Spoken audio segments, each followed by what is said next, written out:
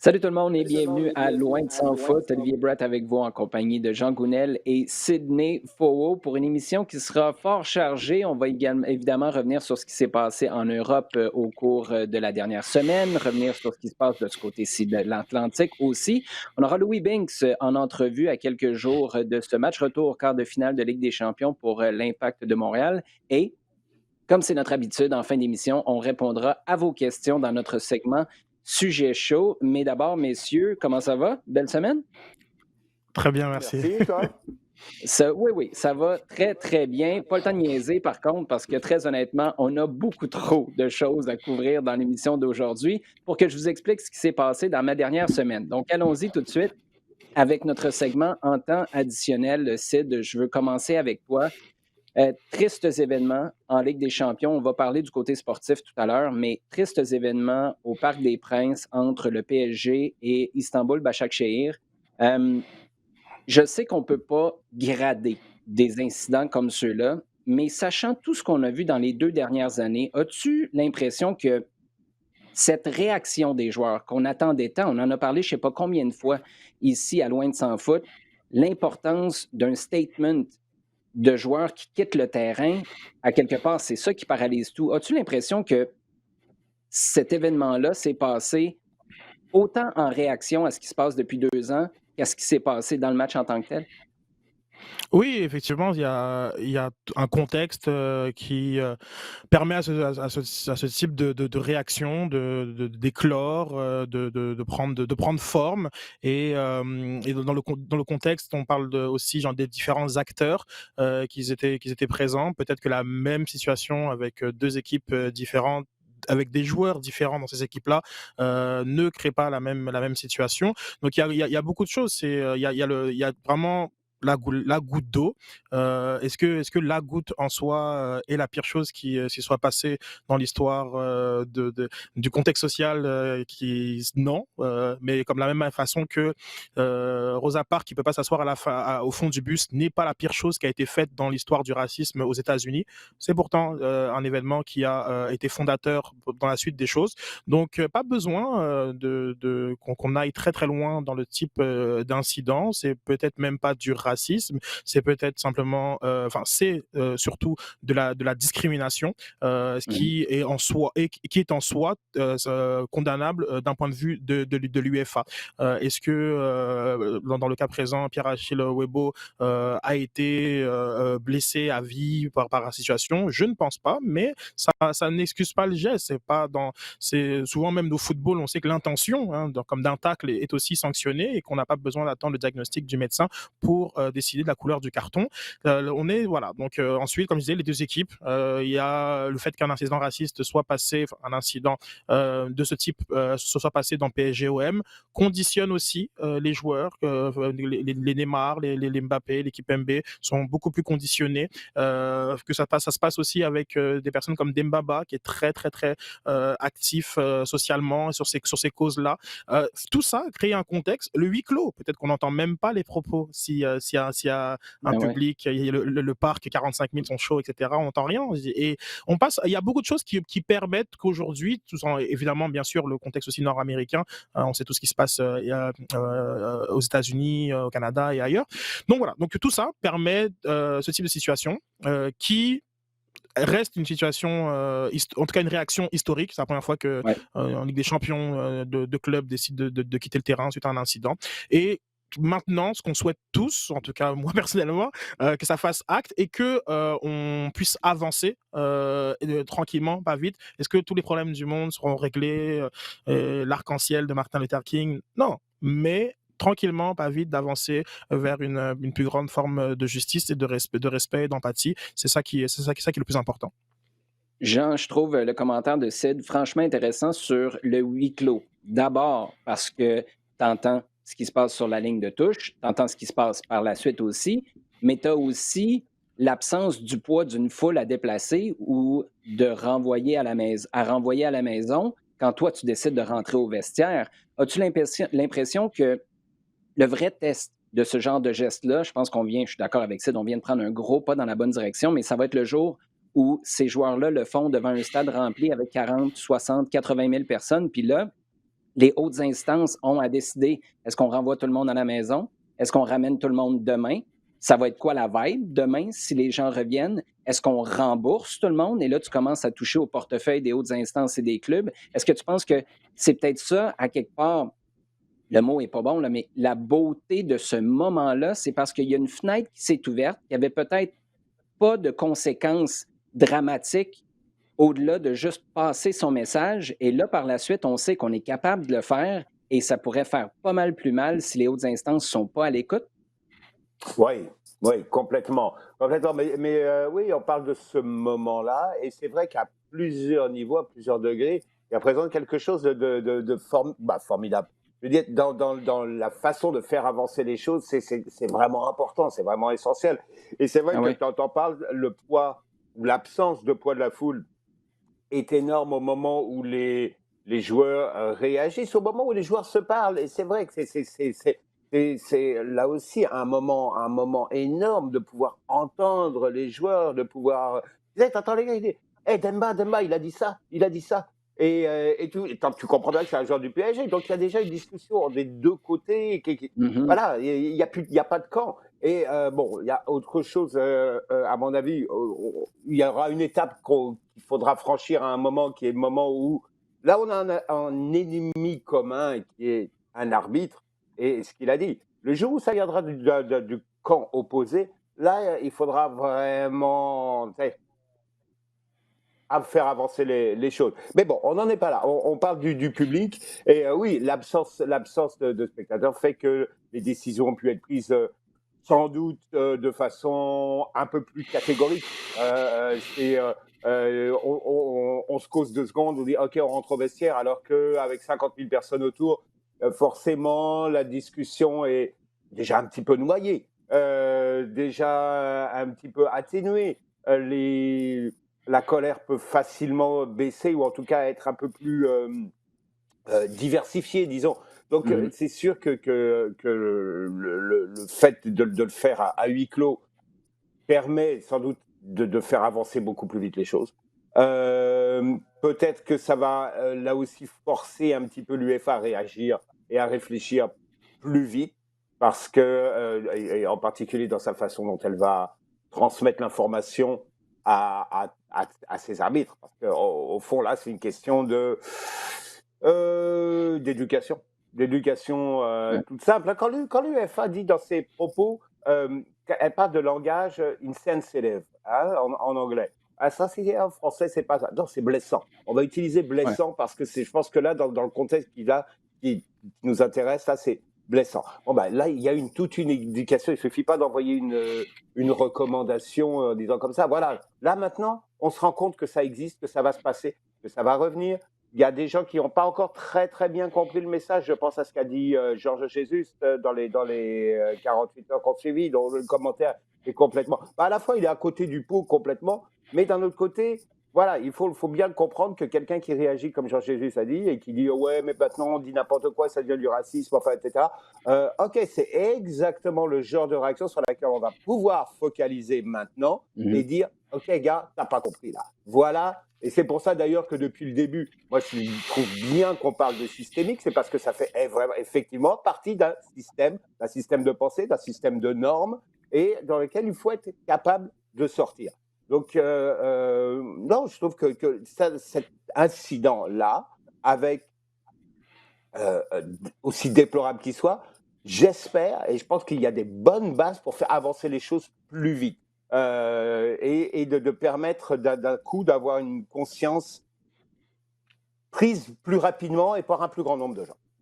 Ouais, et je pense que prise de conscience, c'est vraiment ce qu'il faut retenir parce que tu parles des commentaires de Georges Jesus.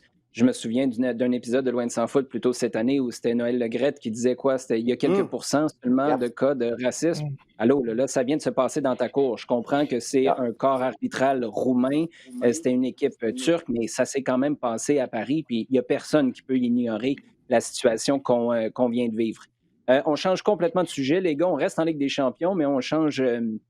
On revient sur le côté, j'allais dire sportif, non, sur le côté business du sport, si vous le permettez. Sid, s'il y a un statement qui a été fait au Parc des Princes, il y a un statement qui a été fait par l'agent de Paul Pogba aussi. Mino Raiola, est-ce qu'il a fait la meilleure chose possible pour Paul Pogba ou est-ce que c'est pas la pire chose qu'il pouvait pas faire, sachant que Pogba a encore plus d'une année de contrat à Manchester United, en disant qu'il n'est pas heureux à Old Trafford puis qu'il devrait se trouver un domicile, United devrait le shipper ailleurs qu'au club. Ouais, c'est des propos complètement hors de propos. Après la victoire de Manchester United contre. Est-ce que c'est West Ham, si je Ouais. me trompe pas? Donc ils reviennent 3-2, dont un but de Pogba. Tu te dis, bon, c'est bien. Le joueur a fait une bonne deuxième mi-temps. La première mi-temps était quand même assez médiocre. Mais en tout cas, ça va dans le bon sens d'un joueur de cette qualité pour la suite de United avant un match crucial contre Leipzig. Et patatras. Une déclaration complètement fracassante d'un des agents les plus en vue du monde du foot qui ne apporte rien à personne finalement, fragilise Pogba, fragilise United, le conforte dans cette position d'un personnage qui semble n'avoir que comme lui comme intérêt. Lui, je parle vraiment de son business financier, parce que Pogba, on le rappelle, a prolongé son contrat. Oui, il y a eu des rumeurs de départ, notamment vers le Real Madrid, mais il a prolongé son contrat. Il est en contrat jusqu'en 2022. Donc, qu'est-ce que ça apporte dans le moment présent? Déjà que je trouvais maladroit de la part de Pogba au dernier rassemblement de l'équipe de France de venir parler de sa situation à United et comment en équipe de France il se sent bien et patati patata. Et là, je croyais qu'il y avait un apprentissage parce que ça n'a pas été super bien reçu, même si les gens comprenaient. Effectivement, il n'est pas dans les mêmes dispositions en équipe de France qu'à United, mais je pensais sûrement qu'il y avait un apprentissage. Et ça, souvent on dit que l'agent est aussi le porte-parole du joueur et que c'est très rare que l'agent et le joueur ne soient pas sur la même longueur d'onde, et généralement quand ils ne sont pas sur la même longueur d'onde, il y en a un qui finit par se faire renvoyer assez rapidement. Donc on ne peut pas finalement dédouaner Pogba de cette situation, même si Raiola, voilà, on sait, hein, c'est un personnage en soi. Et je trouve voilà, que ça fragilise, parce que peut-être que Ole Gunnar Solskjaer aurait voulu titulariser Pogba contre Leipzig. Peut-être qu'il se dit, ben, genre, comme je le punis, consciemment ou inconsciemment, et je mets mon équipe dans des. Ils ont été menés 3-0 tellement, au bout d'une heure de jeu, même pas. Et donc voilà, c'est compliqué tout ça, comme ces déclarations. Et maintenant, qu'est-ce qu'on fait? Voilà, maintenant, United est en Europa League, et on fait quoi? Parce qu'on peut pas le vendre tout de suite. Il y a personne, il y a pas d'acheteur. Il y a une situation à régler. Donc voilà, il y a Rio Ferdinand, pardon, excusez-moi, comme je suis un peu long, mais il y a Rio Ferdinand qui a parlé d'un cas très similaire entre Wayne Rooney, son agent, Rooney. et une reconduction de contrat avec Ferguson. Et Ferguson, apparemment, il a dit ce qu'il avait à dire à Wayne Rooney, à l'agent. Et on est passé à autre chose. Et je pense que maintenant, que United doit revenir, pas que sur le terrain, mais aussi en dehors du terrain, à ces standards-là. Il n'y a personne qui est plus gros que le club, et encore plus dans le plus gros club d'Angleterre. Et que soit tu joues et tu la fermes et tu es content, ou soit tu te dégages. Et on est un peu rendu là avec Paul Pogba et son agent, parce que c'est quand même un package. Oui, et c'est là, je pense que le bas blesse, Jean. C'est d'abord de voir ces commentaires-là qui sortent. On peut présumer que Paul Pogba est au courant, a été informé que ces commentaires-là allaient être faits. Si ce n'est pas le cas et n'est pas d'accord avec les commentaires de ton agent, ben, tu ne prends pas 10 minutes puis tu fais un statement public, tu sors un message, que ce soit sur les médias sociaux ou officiellement. Tu trouves le moyen de dire non, non, c'est pas ma position à moi, c'est mon agent. On s'est parlé, c'est réglé. Mais là, ça n'a pas été fait. Et c'est ce qui laisse planer un gros doute. Le futur de Pogba à Manchester United, j'ai l'impression qu'il y a toujours du doute. Mais là, le problème, c'est que ça affecte l'équipe dans l'immédiat aussi. Je crois que c'est ça, effectivement. Et que, Raiola, on connaît, c'est comme ça qu'il travaille. Il met des bombes, il met des mines, ici et là, continuellement. C'est une politique, c'est réfléchi, hein, c'est pas n'importe comment. Ça fait partie de sa façon de faire, de sa façon de, entre guillemets, gérer ses contrats, de gérer ses deals. Il fait comme ça, c'est ce qui, c'est sa façon, je dirais, révolutionnaire, un petit peu face à l'establishment de faire. Que Pogba n'ait pas réagi là-dessus, clairement, pour un joueur qui a l'habitude de réagir et d'être continuellement dans l'événement, dans l'instant, sur les réseaux sociaux, etc., ça veut dire qu'il laisse le champ, il laisse beaucoup d'espace à ce que Raiola vient de dire. la veille d'un match comme celui-là, effectivement, il est clair que ça cause un problème. Le message étant, le gars qui est là à côté de moi dans le vestiaire, il veut partir. Il n'est pas heureux là, il n'est pas heureux avec moi, il n'est pas heureux avec les copains, il n'est pas heureux de sa situation. Par rapport à l'exemple que tu citais tout à l'heure de Wayne Rooney, désolé, il n'y a pas de Ferguson actuellement, et il n'y a personne. Non, mais là, honnêtement, mercredi, dans le vestiaire à Leipzig, il y a Ferguson, les choses sont claires en 5 minutes, et puis voilà. Là, c'est pas la situation, et c'est vrai que tu as du mal à te dire, ok, comment il va faire avec Pogba. C'est vrai que du côté de Pogba, on n'a pas l'impression qu'il a donné vraiment ce qu'on attendait de lui à Manchester United depuis qu'on l'a vu. Ouais. Ça a été pas. Il y a eu des moments très bien, il y a eu des moments vraiment beaucoup moins bien. Il y a une sorte de... Bon, là, sur les derniers mois, il est difficile de juger complètement parce qu'il y a eu blessure, il a quand même eu la Covid. Donc là, il faut peut-être aussi lui donner une certaine marge. D'une façon générale, sur 3 ans, c'est pas un des 3 joueurs les plus chers au monde. Non, on est encore loin du compte d'un point de vue sportif. Et je pense que c'est ce qui fait en sorte qu'on devient très impatient du côté du club, à Manchester United, des supporters aussi. C'est qu'il n'y a pas, en bon français, de upside suffisant pour justifier qu'on se tape des commentaires comme ceux-là d'un agent comme celui de Paul Pogba. Donc, ça va être intéressant à surveiller au cours des prochaines semaines, des prochains mois. Avant de basculer vers notre entretien avec Louis Binks de l'Impact de Montréal, les gars, peut-être un court commentaire sur ce que vous aviez retenu de la phase de groupe de Ligue des Champions. Jean, en commençant par toi. On revient un petit peu à ce qu'on disait, c'est qu'il y a eu un nombre important de matchs qui avaient un véritable enjeu, un enjeu pour la qualification.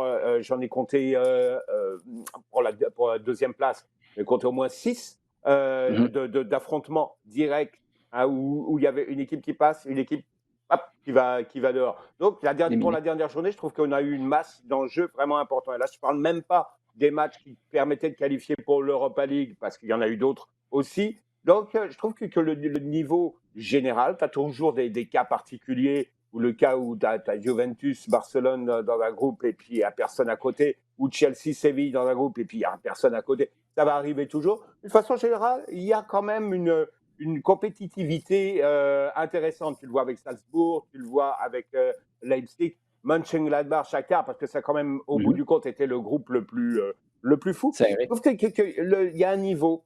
Ça prend du temps. On a une sorte de ligue européenne dans la mesure où tu vas quand même retrouver les 4 Allemands, les 4 Espagnols, 3 Anglais, plus PSG, plus Porto, et puis essentiellement, ça va te donner ta Super Ligue européenne.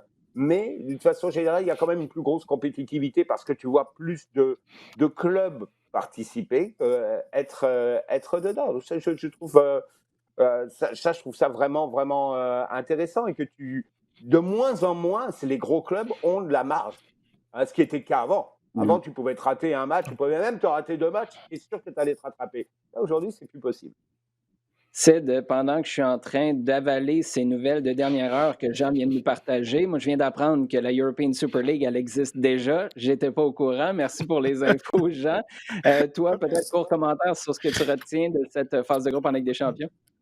Mais tout à fait, je pense vraiment que tout est dit. Quand on voit les 4 Allemands, les 4 Espagnols, 3 Italiens, on se dit, écoute, les favoris, les gros passent toujours, mais lorsqu'on creuse un petit peu, on voit que dans le contenu, il y a un rattrapage qui est super intéressant. On voit aussi un peu même de la consolidation. Je prends le cas de l'Atalanta, notamment, qui montre que l'année passée n'était pas un hasard, que Leipzig aussi montre que l'année dernière n'était pas un hasard, et c'est intéressant de voir tout ça, même si au final, les équipes qui sont là, on aurait pu tous dire qu'elles allaient se qualifier. Première ou deuxième, ça c'est encore la question. Et la fausse surprise est l'élimination de l'Inter, mais bon, quand on sait que depuis 2011, ils ont jamais joué des 6e de finale de Ligue des Champions, donc est-ce vraiment une surprise dans le cas de l'Inter? Mais oui, ça nous fait un très beau plateau, et on a hâte de voir la suite. Ouais, on peut maintenant patienter un peu pendant le temps des fêtes en attendant la reprise de cette Ligue des champions au début de l'année 2021 qu'on se souhaite un peu moins chaotique que 2020. Les gars, on se retrouve dans quelques minutes parce qu'on va prendre le temps d'écouter un entretien que j'ai eu avec le défenseur de l'Impact de Montréal, Louis Binks. C'était jeudi après-midi alors qu'il sortait tout juste de l'entraînement et il était au centre Nutrilait. Louis, thanks a million for taking the time to speak with us today. Really appreciate it. No worries. Thanks for having me.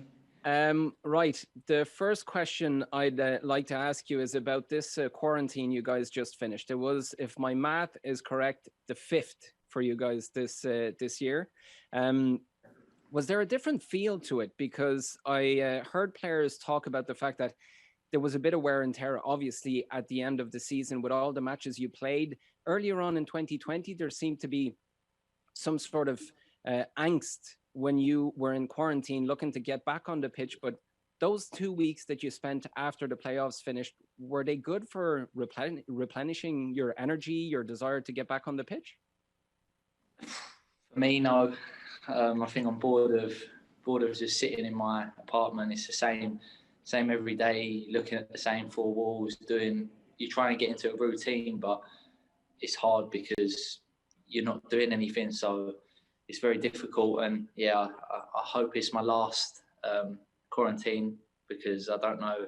I spoke to a few of the other players and like we're all saying the same thing. It's very, although it's good for the rest, it's not good for the mind and things like that. So yes, it's been very tough. Did you find a few new hobbies over the last year with all these quarantines, with stuff to watch, stuff to read, stuff to listen to? I'm not a big reader. I've just been watching football. I've been watching 5 games a day, whether it be the Italian League, League One in England, Championship, League Two, Premier League, whatever I can watch, the Belgian League, whatever I can watch. We had the other playoff games I've been watching. So whatever games have been on, I've been watching that. But yeah, you get, even that, you're watching football, but you just end up watching it. You know what I mean? You're not really paying attention. You're just sitting there staring at it. So yes, I haven't really found any other hobbies, which I probably should have. Basically, you're telling me that you're binge watching. Binge watching football, yeah. Where does that interest for, I was going to say foreign football, but I suppose that from an England perspective, we're foreign football now at this stage. But yeah, where does it come from? I know that you always had a strong interest, a strong attraction towards La Liga, and now obviously you belong technically to a club in Serie A, Bologna. Where does that come from? Is it your parents? I know your parents are big into football. Where does that come from?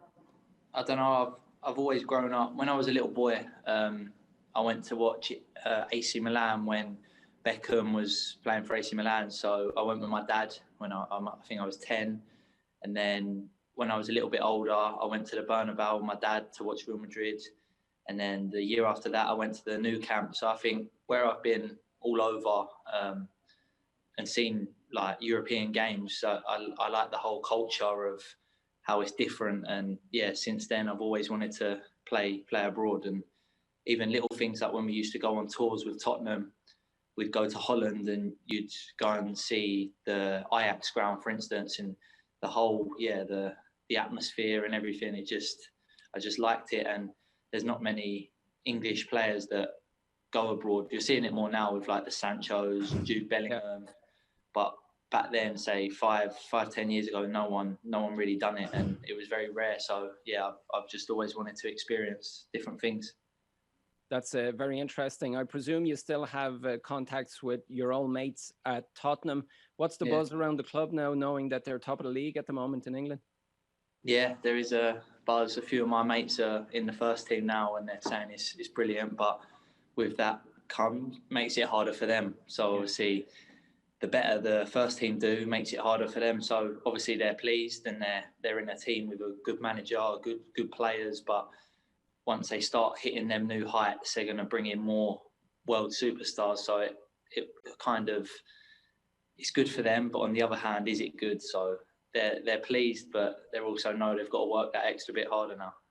Close to a year ago now, you had to go and sit in the manager's office. I believe Jose Mourinho wasn't in that meeting to begin with. He was brought in.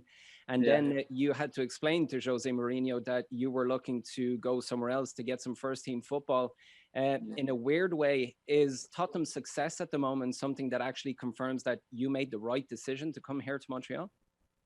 Yeah, I think even if Tottenham are doing bad, if they were in the position that Arsenal's in or Man United's in, or Man United not doing bad in the league, but how the club have had a decline. If Tottenham had a decline, I still think then I would have backed my decision. I don't think anything could have changed my decision because it works both ways. If Tottenham are struggling, they're going to bring in new players to get them out of that. So I don't think anything would have changed my mind. And I've come here, good manager here, good staff, players, and I played a few games for my age. So yeah, I don't think I can complain. And yeah, I've got no regrets.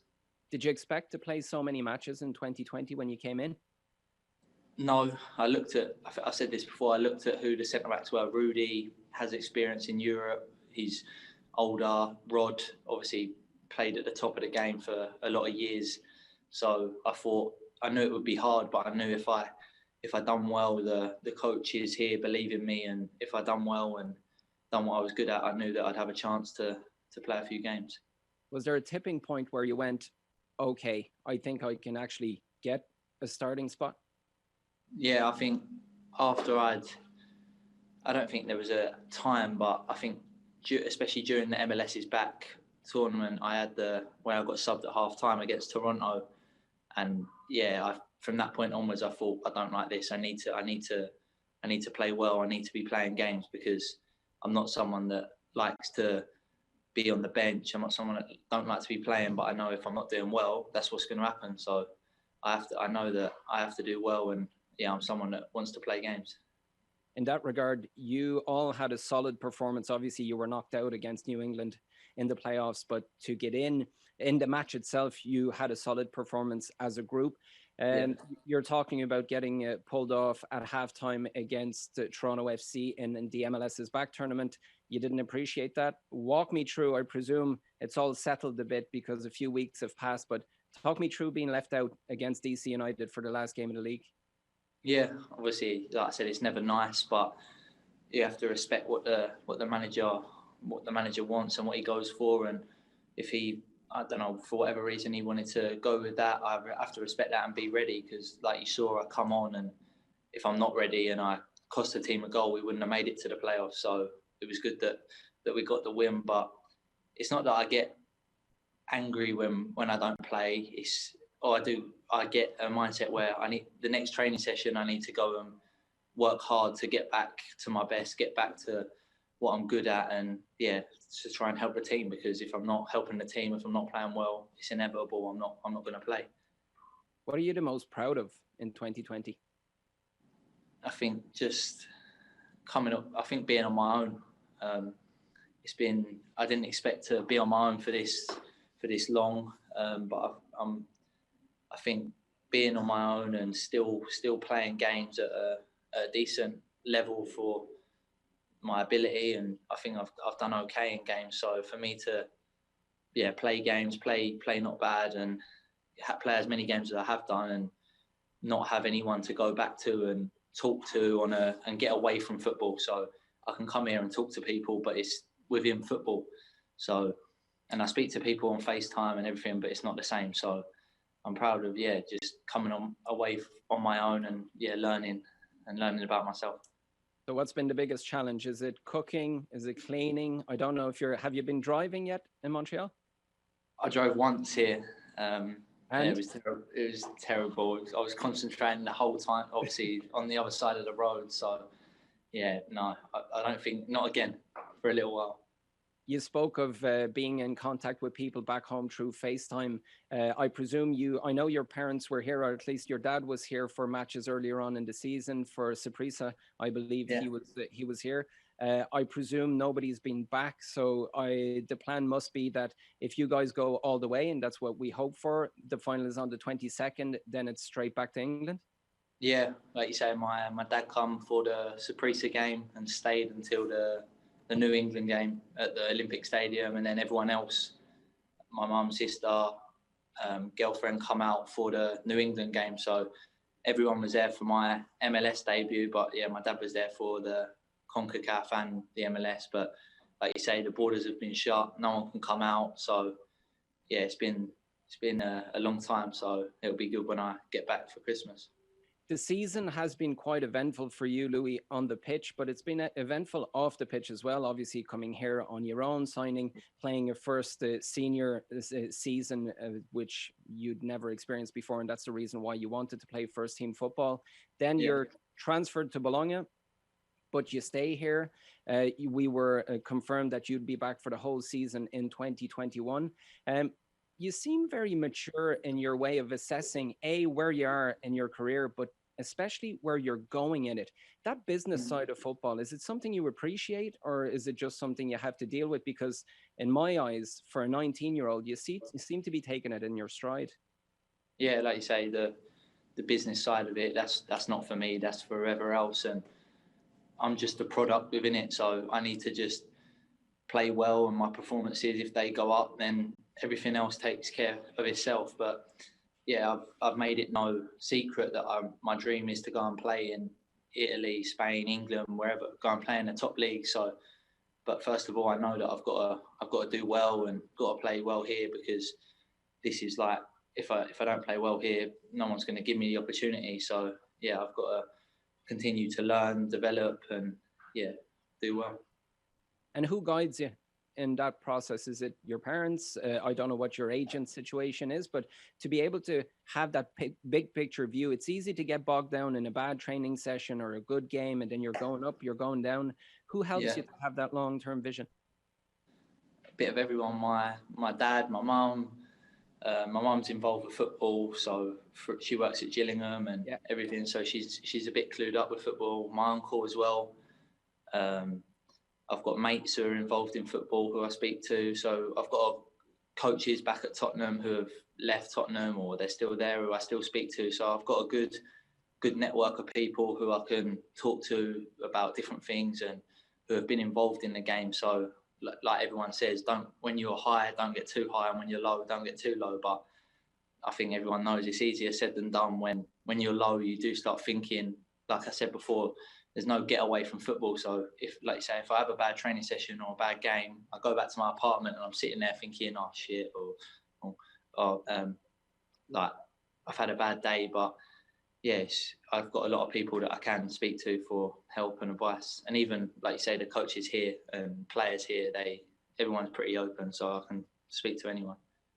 If I'm correct, you're not the most present on social media. Is that something that you do intentionally? Maybe you're there as a ghost just in the background, but you don't seem to be producing that much content on social media, especially for a 19-year-old.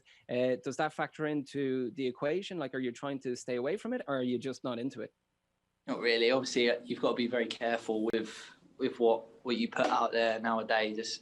I've got mates who are playing first team football who have found that out for themselves, that you can't do certain things that you probably could have when you were younger. But even things you've put out when you're 14, people manage to bring it back up. So yeah, it's not that I'm not present. I go on there, I do what I have to do, but I don't. Yeah, if I don't have to share something, I won't. But yeah, maybe I'm a little ghost. You're speaking of mates that you've played with over the years. You've at youth level, you represented two countries, Scotland and England. Scotland just recently qualified for their first major tournament they'll be taking part of in what was supposed to be Euro 2020. Now it's Euro 2021. We'll see how that's actually branded in a few months' time. How does that influence your perspectives for an international career? Have you chosen? Are you still open to both camps? Do you have a preference for England because you were born in England? Where do you sit on that one? Yeah, I've not chosen anyone. I've not done anything like that. But like you say, Scotland seems to be on the up. That even when I've played at youth level, we've had good youth teams. A lot of players within them youth teams are playing senior football, playing older ages at international level, and the same with England. So yeah, I don't think I'm not naive enough to say, oh, I'm not going to play for them. I'm not going to play for them, because I've got a big affiliation with both. My granddad was born in Scotland. I've got a lot of Scottish family, so yeah, I do have the pride when I play for Scotland. But obviously, I was born in England. I've got a lot of English family, so yeah, it's a hard decision. But yeah, I've not made the decision, and hopefully I've just got to play well and get selected for both, and then I'll see what happens. But yeah. Hopefully you'll have a decision to make, basically. Yeah. What was I spent a bit of time, obviously, in Ireland, and there's a big influx of players who were born in England who came to Ireland. It depends from one person to another. The greeting can be quite different. How were you greeted when you went? Obviously, the accent is not Glaswegian. How are you greeted when you go and represent Scotland? The first time I went, yeah, they took me in with open arms. Everyone was brilliant. And then after that, I'd played for England a few times, and then when I went back to Scotland, the feeling was a bit different. But yeah, everyone was still good. But I think the Scottish are very, very passionate and very, I don't know the word, but they're very feisty, and they knew that I'd played for England, and they didn't really like that. But like I say, everyone was good. But yeah, there is that big rivalry between both nations. Yeah, you'd crossed somewhat of a line. We were talking a few minutes ago about the business side of things, Louis. Quite a strange situation at the moment because contract decisions had to be made by the Impact in Montreal before the end of the footballing season. Obviously, the MLS is done, but you have a match coming up next week in the Champions League. You spoke of your knowledge of Rod Fanny before you came to the club. Bojan is a player that's well known internationally as well. Neither of them decided to join the group again for training ahead of that match. Did you get any contact? Did the players explain to you their decision and why they weren't taking part in that game? No, I've spoke to them on my own and just had a chat like I normally would, because obviously away from football, they're our mates as well. So their decision, and for whatever reason they've chose that decision, and it's between them and the club. But yeah, they haven't said anything. But we're just, like I say, we're the product, and he's my mate away from football. So I'll chat to them on that level, and whatever else happens is between the club and them. The downside is that you're losing important players who were super important all season. Is the upside that you're only left with players who actually want to play that match and go all the way to the end? Could that have been an issue if you had somebody who was kind of going there backwards a bit? No, I don't think so. I think you mentioned Bojan. He's shown, especially in the DC game, he was still unsure whether he was going to be here next year, and he played. In my opinion, he was man of the match, goals, assists. So I think if he was playing this game, he'd give everything. He's just that type of person. The same with Rod. He's 39 now, and he's still playing football. So no one can question that they don't want to be here, because Rod could quite easily have retired however many years ago, but his love for football is still there. And the same with Bojan. And yeah, it's just one of them things. It's not that they don't want to be here. It's for whatever reason, because I know they both love football. Right. One last one for you, Louis. This match, I get the feeling that it's bringing us back to MLS's backward. We didn't quite know what the starting 11 was going to be. We were kind of throwing it all up in the air, wondering what Thierry was going to come up with. Are you guys in the same situation, in the sense that there's no comparison earlier on this year, even though you had a ton of different scenarios, there's no comparison to the squad you'll have next week? Do you, and I know you won't share it with me right away, even though you're more than welcome to do so if you fancy it, but do you have an idea where the squad is going? Or is that something that over the last few months you've realized you only get to know, 24 or 48 hours beforehand? Yeah, well, I know some clubs do it 28, 48 hours, but us here, we know on the day. So wow, we'll obviously work on stuff in training and setups, but anything can change. Someone can get ill, injured, so we never know for sure. And there's not many players to pick from now, so you can try and work out the team and whatever. But like I say, there's only, I don't even know how many players, 15 maybe, that are registered for this game. So yeah, there's not many, so everyone's got to be prepared, motivated, and ready to go and win this game. Knowing that on the day, I presume that the night before, that makes for a few interesting chats on WhatsApp. Yeah, you go and guess. You're thinking like, am I starting? Am I not? But you can't. Yeah, you just got to be ready. I think that's the good thing about 9 on the day. No one can sulk, and once you find out, all right, you might have 5 minutes where you think, oh, I'm not starting, but then you 2 hours later you're kicking off. So that sulking can't last forever. Yeah, and in 2020 we talk about sulking. In 2019 we would have spoken about going out the night before. So I presume there's a bit of upside to this whole confinement thing at some stage. Louis Binks, real pleasure to get a chance to talk to you, and we're wishing you all the best for that match. Hopefully you get to make it to the semi-finals and all the way before you go back to England for Christmas. A well-deserved Christmas with your family. Thanks a million. Yeah. Bon. Je vais pas vous résumer ça, messieurs. Je vous retrouve maintenant, Jean et Sid. Je vais pas vous résumer au complet, traduire tout ce qui a été dit par Louis Binks parce qu'il y en avait du stock là-dedans et je suis j'ai vraiment hâte de savoir qu'est-ce que vous retenez de ces propos. Je veux quand même descendre quelques éléments qui ont été importants à mes yeux. D'abord, beaucoup de maturité de sa part. Vraiment intéressant d'entendre que du côté de Thierry Henry, on nomme le 11 de départ le jour même du match. Donc, on garde tout le monde sur le qui-vive jusque dans les tout derniers instants avant une rencontre. Il a parlé de la prudence nécessaire sur les réseaux sociaux. Il n'est pas trop rentré dans les détails, là, mais j'ai l'impression qu'il y a une couple de chums qui se sont brûlés solides avec les réseaux sociaux.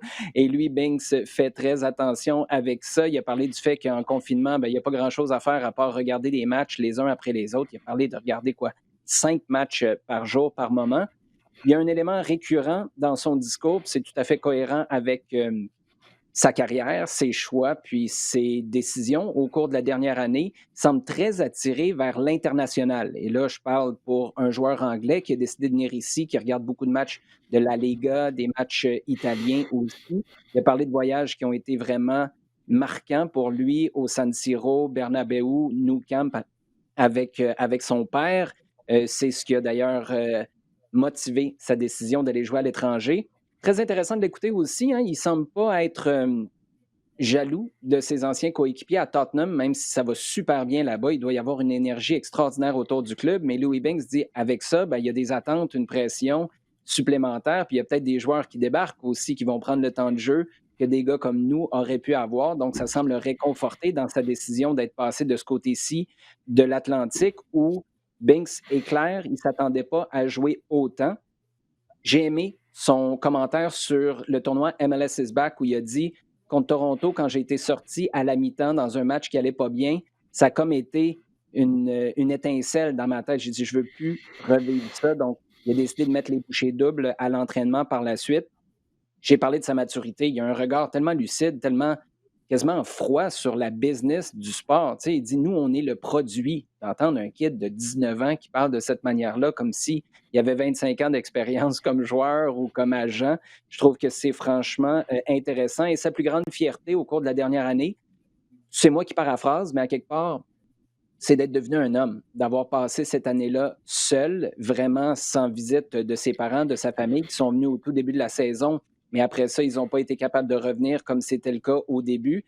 Ça, il semble avoir apprécié, il semble en être fier, un petit peu plus que sa séance de conduite, une seule fois, depuis son arrivée à Montréal, qui a décidé de conduire une voiture. Puis il a dit, je pense que ça va attendre un petit peu pour la première fois. Ça ne s'est pas super bien passé. Ça résume, en gros, très, très, très rapidement, des propos riches de Louis Binks. Sid, j'aimerais commencer avec toi. Qu'est-ce qui t'a le plus marqué, s'il y a des choses qui ont été étonnantes ou intéressantes pour toi? Ce qui m'a marqué, c'est que c'était intéressant. Et ça fait longtemps qu'une entrevue avec un joueur de foot m'a pas semblé intéressante, puisqu'il manie la langue de bois souvent, et parfois on sent que c'est un exercice qu'il n'apprécie pas. Donc c'est simplement dans des cadres très très contrôlés de documentaires qu'on arrive justement à apprécier un joueur de foot. Mais là, dans un cadre médiatique, j'ai beaucoup aimé, beaucoup de culture, beaucoup d'histoire, beaucoup de générosité, la famille, une identité aussi, une double identité au niveau national qui donne aussi une complexité, un choix fort de partir à l'étranger. On sait qu'il y a comme une mentalité insulaire qui est très très présente en Angleterre et qui fait en sorte que c'est assez spécial. Donc tout ça, je trouve ça vraiment très passionnant, comme d'un joueur de foot qui veut parler de foot, qui regarde du foot aussi. J'en remarque un peu une certaine tendance De plus en plus, lorsqu'il y a la fameuse question, est-ce que tu regardes du foot? Non, Ouais. bien souvent. Mais voilà, donc une belle culture foot.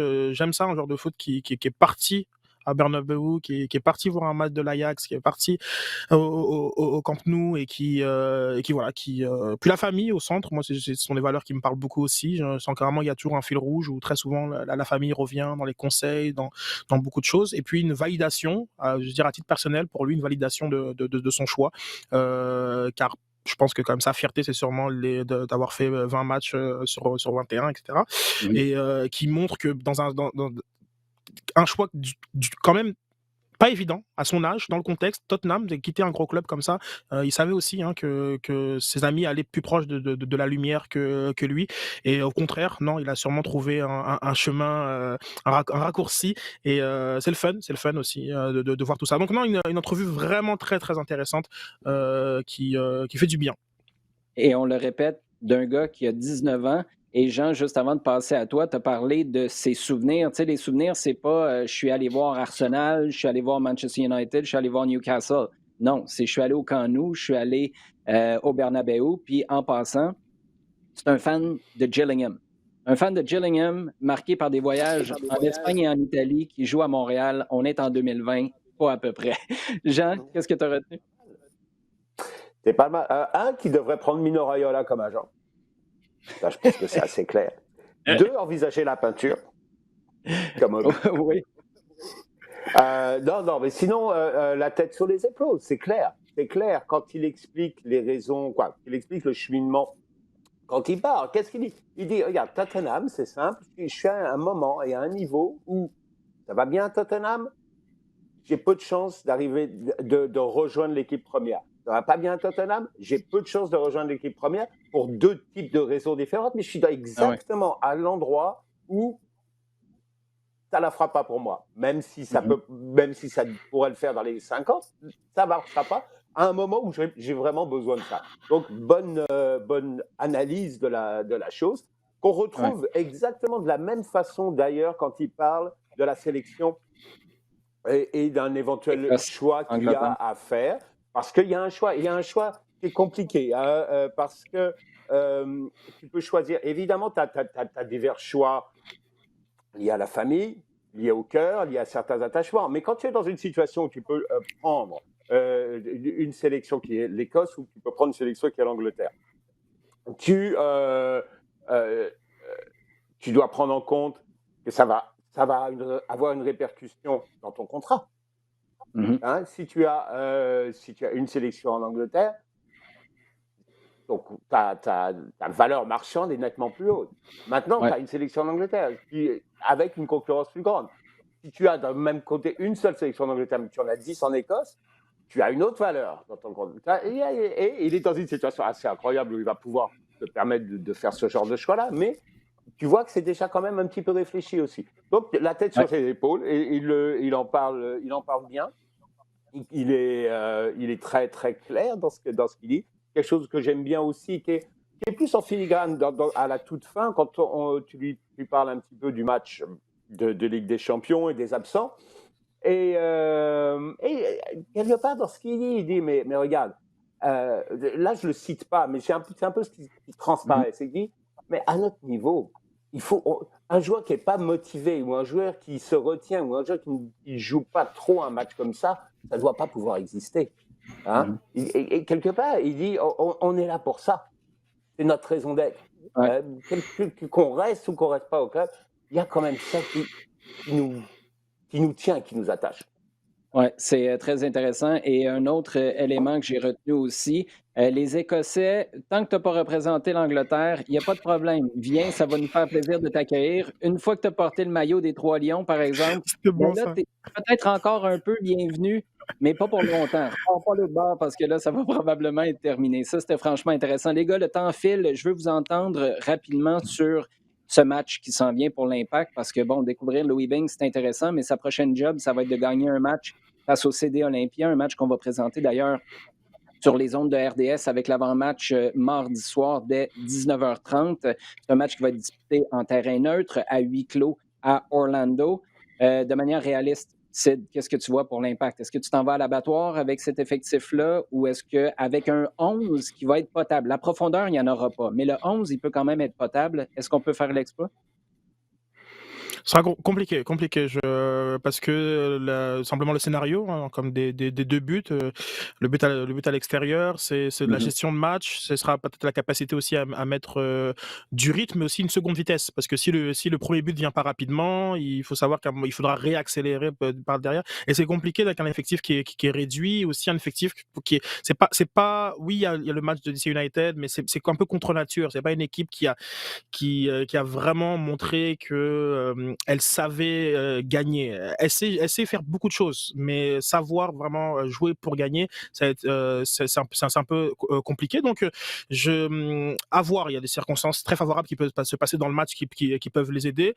À l'abattoir, je ne le sais pas, mais de toute façon, je veux dire, un partout ou un 0, ça ne les qualifie pas. Donc, c'est ça, moi, qui me dérange. Je pense qu'ils sont capables de jouer un match et combler l'écart, malgré que ce soit une équipe qui soit en feu, l'équipe hondurienne, mais aller chercher la victoire, et la victoire avec cet écart de 2 buts, hein, en tout cas dans le temps réglementaire, je trouve ça ardu.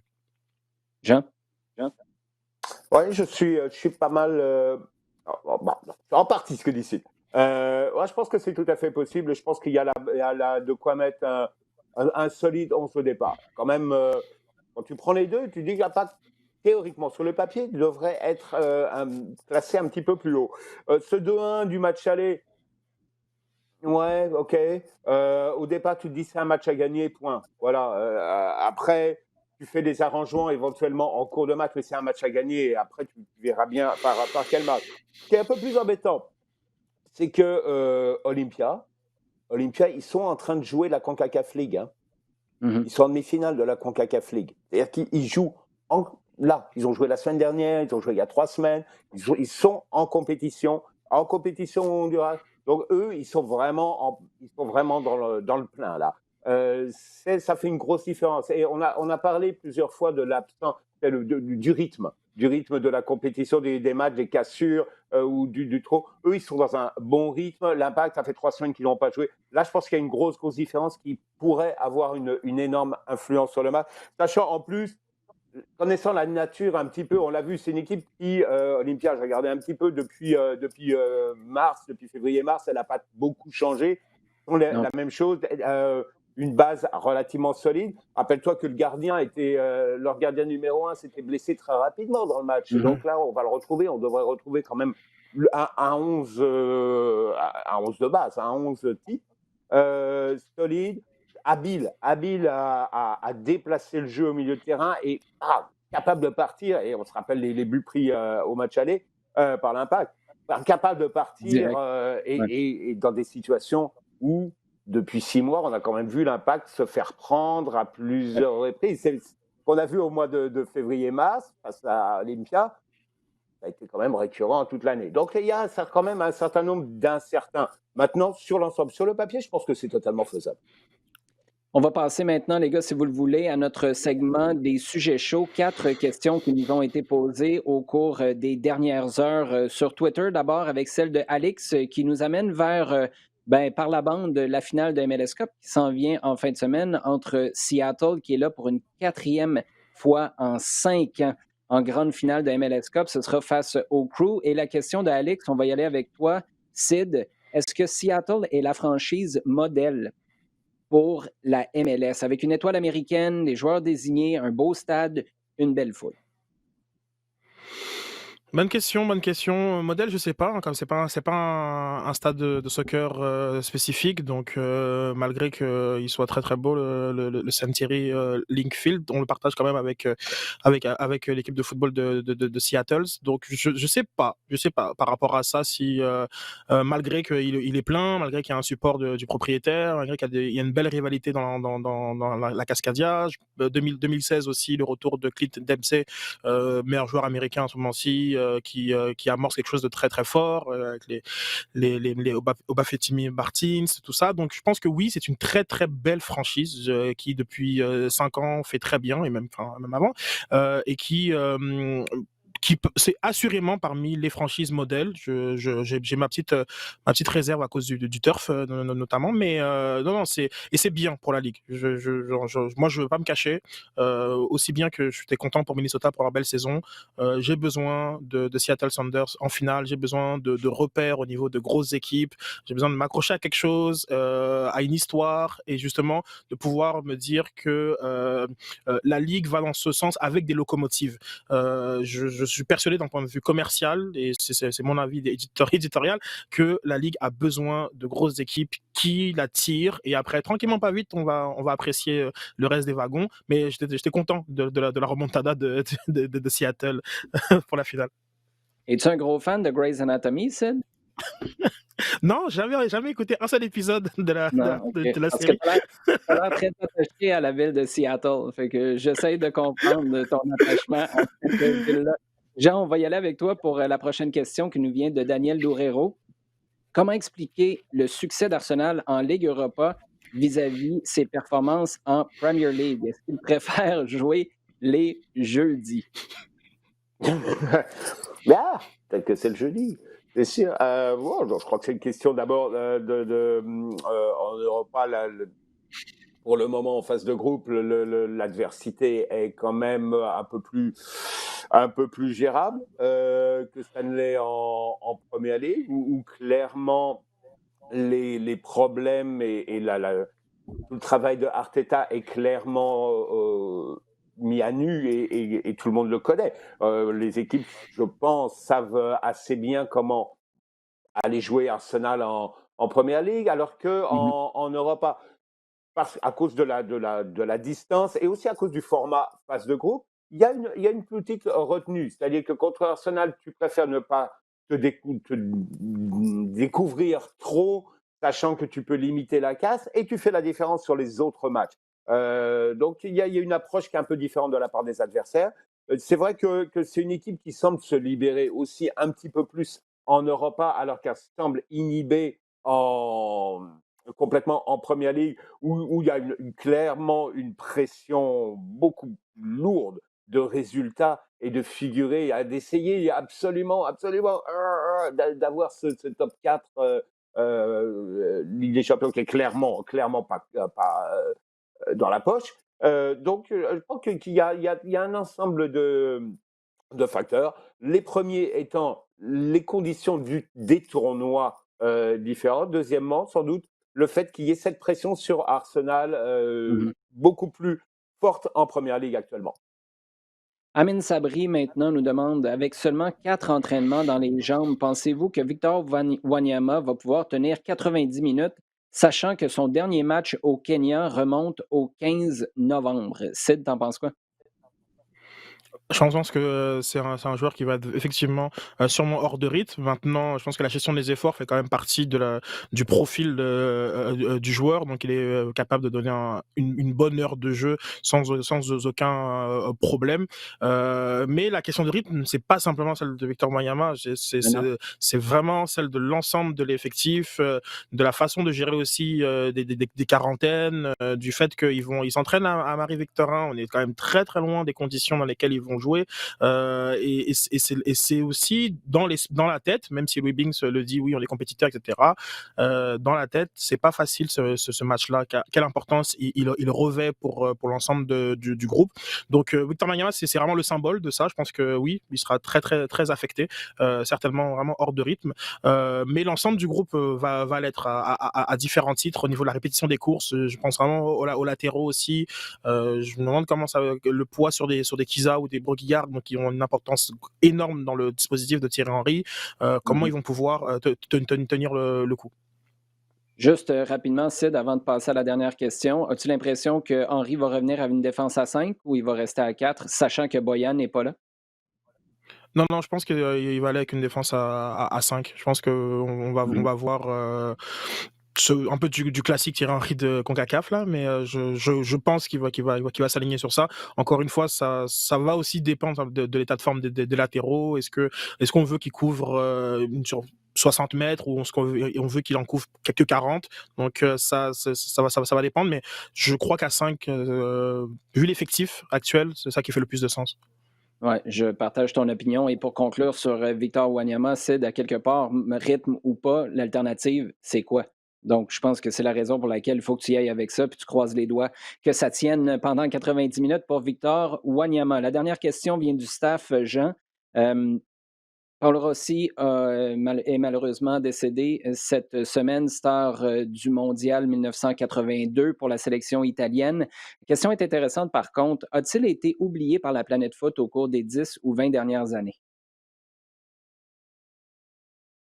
Là, c'est fort, oui, c'est une bonne façon de regarder la chose. Effectivement, oui, c'est vrai il est passé dans un certain anonymat. C'est bon, c'est le lot quand même des joueurs qui ont marqué ponctuellement une époque Mm. sans être des superstars, des Maradona, puisqu'on en a parlé, des Ouais. Johan Cruyff, il y a des joueurs qui ont été les meilleurs pendant une petite partie, pendant un certain cas.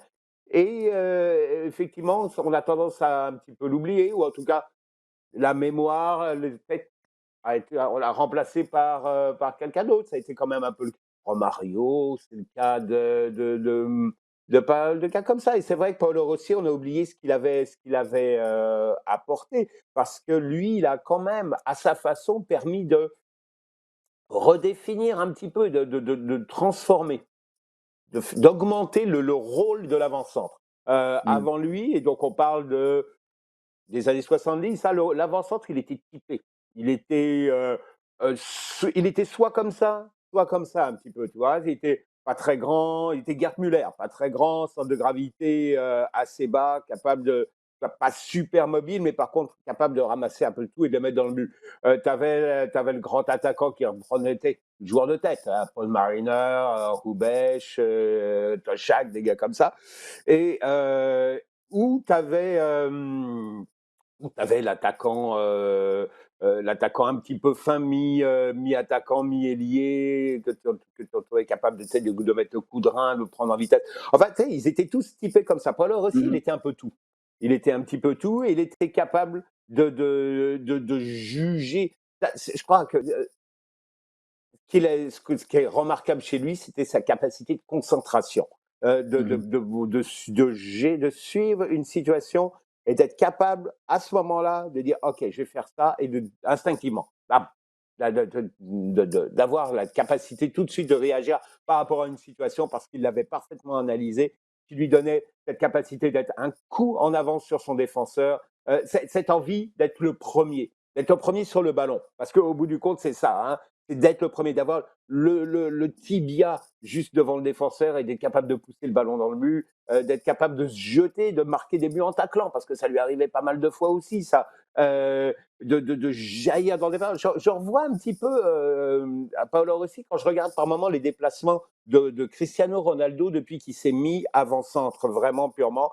Cette capacité à toujours un petit peu anticiper où le ballon va être. Ça, c'était Paolo Rossi. Ça ne se voyait pas beaucoup à l'époque. Les attaquants de pointe, les buteurs n'étaient pas vraiment comme ça. Et il a apporté cette dimension-là. Et c'est vrai que ça, on l'a un petit peu oublié. Ouais, et c'est intéressant ce que tu dis par rapport au côté peut-être ponctuel de ce que les joueurs ont fait, même si c'était hyper marquant, même si c'était sur la scène la plus prestigieuse de la planète foot. Ben, ça prenait, c'est désolant, mais peut-être le décès de Paolo Rossi pour qu'on en parle. On ne l'avait toujours pas fait à Loin de s'en foot. Donc, toutes nos condoléances, évidemment, à la grande famille du foot italien et à sa famille en particulier. Les gars, toujours un plaisir de jaser avec vous. Est-ce que l'impact pouce en haut, pouce en l'air, est-ce que l'impact passe ou non? Bon, c'est correct. Ça veut dire qu'on va aller en prolongation. Je vous laisse aller faire un petit tour sur la vidéo si vous écoutez seulement en balado-diffusion. Qui est dans quel sens, mais je sais que vous avez écouté depuis tout à l'heure, donc vous devriez avoir une petite idée de qui avait le pouce dans les airs, qui avait le pouce en bas. Un gros merci à Louis Binks pour ses précieuses minutes. Merci à vous pour vos questions. Vous pouvez continuer de les poser tout au long de la semaine avec le hashtag LDSF. Vous pouvez continuer de partager le contenu aussi sur le rds.ca/balado diffusion, sur iHeartRadio et sur toutes vos plateformes préférées. Les gars, on se dit à la semaine prochaine en espérant que ce soit pouce en haut pour l'Impact de Montréal. Bye bye tout le monde, bonne semaine.